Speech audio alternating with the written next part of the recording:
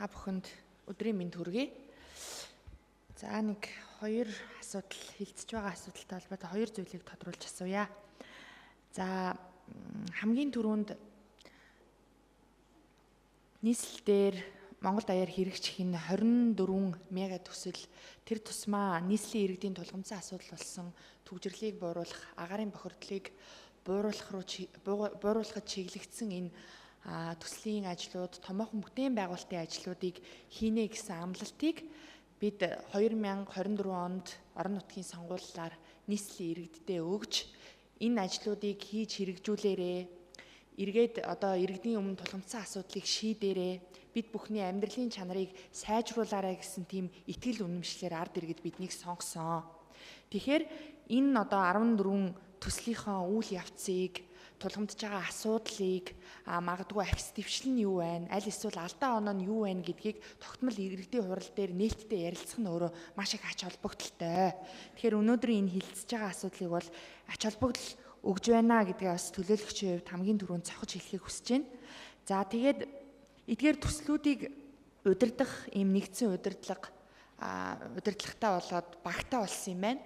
За тэгэхээр өчигдөр бол бүлгийн хурал дээр нэгдсэн одоо төслийн удирдлагын багийг одоо ахалж байгаа энэ хүн бол танилцуулга мэдээлэл хийгээгүй. За тэгэхээр энэ одоо нэгдсэн удирдлагын баг яг яаж энэ төслүүдээ зангидж удирдах ажиллахын үндсэн чиг үүрэг нь юу юм гэдэг товч мэдээллийг бас сонсохыг хүсэж байна. Нэгдүгээрт. За хоёрдугаарт эдгээр төслийн ажлууд, бүтээн байгуулалтын ажлууд нь бүгдөө одоо нийслэлийн ихэнх нь газар нутаг дээр хийгдэнэ.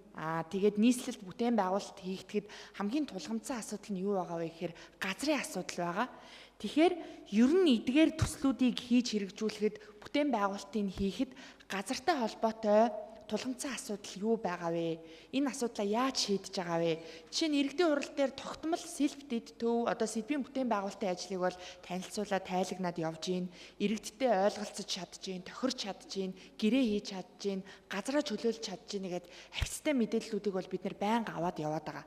За бусад төслүүд дээр бол тодорхой мэдээллүүд байхгүй байгаа. Тийм болохоор газартай холбоотой ямар асуудал байгаа вэ? Энийг яаж шийдэе гэж бодож байгаа вэ гэдэг дээр бас тодорхой хариулт авахыг хүсэж байна. За дээр нь одоо үерийн усны хамгаалалттай холбоотой төслөөс тодруулж асуух зүйл байна. За сэлбийн гүүрний, сэлбийн голын үерийн хамгаалтын одоо ажил гүйцэтгэгдэж байна. За үүнтэй холбоотойгоор бас нэлээд асуудлууд олон нийтийн сүлжээгээр тэр иргэдийн дунд тодорхойгүй зүйлүүд гарч ирсэн. Тэгэхээр энэ төслийн ажил, энэ гүйцэтгэлийн ажил нь ямар үе шатандаа явж байгаа вэ? Одоо дална нь хийгдээд газар шорооны ажил нь хийгдэж байгаа харагдсан хамгийн сүүлд харахад. Тэгэхээр энэ процесс нь яг одоо тэр мэргэжлийн төвшөнд яг одоо стандартын дагуу хийгдэж байгаа гэдгийг одоо илүү дэлгэрэнгүй баталж тайлбарлах шаардлага бол байна. Яагаад гэвэл иргэд энэ дээр маш их эргэлзэж байна. За тэгээ одоо юугүй борооны уйлрал эхэлж байна. Үер болохгүй гэх баталгаа байхгүй. Энэ үед хэрвээ үер болвол энэ бүтээн байгуулалтын ажил дуусаагүй байхад үер болвол яах вэ гэдэг асуудал нийслэлчүүдийн өмнө тулгарна. Тэгэхээр энэ дээр бас тодорхой мэдээллийг авмаар байна. За 3 дугаарт түрүүн Бадарсан даргын мэдээлэл дээр зам тээврийн яамтай хамтарч хийж байгаа 3 том төсөл байгаа гэд ярьж байна.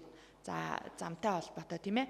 Тэгэхээр ер нь өнгөрсөн хугацаанд нийслэлээр нэг асуудал яригадаад байдаг нь нийслэл аль нэг яамтай хамтарч төсөл хэрэгжүүлэхээр ямар нэгэн бүтээн байгуулалт хийгдэхээр нөгөө ажлаа манахын, танахын, би хариуцсан, чи хариуцсан тэгээд тодорхойгүй зүйлүүд маш их үүсдэгэ. Маргаан гарч исэн тохиолдлууд ч байдгаа.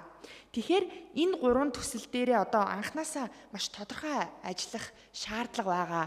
Тэгэхээр энэ дээр одоо эдгээр төслүүдийг удирдах ажиллаж байгаа нэгдсэн удирдлагын төвшөнд ямар бодлого, ямар зарчмыг барьж ажиллаж яаж тохиролцоонд хүрж байгаа вэ гэдгээ бас тайлбарлаад өгөөсэй гэж хүсэж байна. Ийм 3 асуултыг асууя.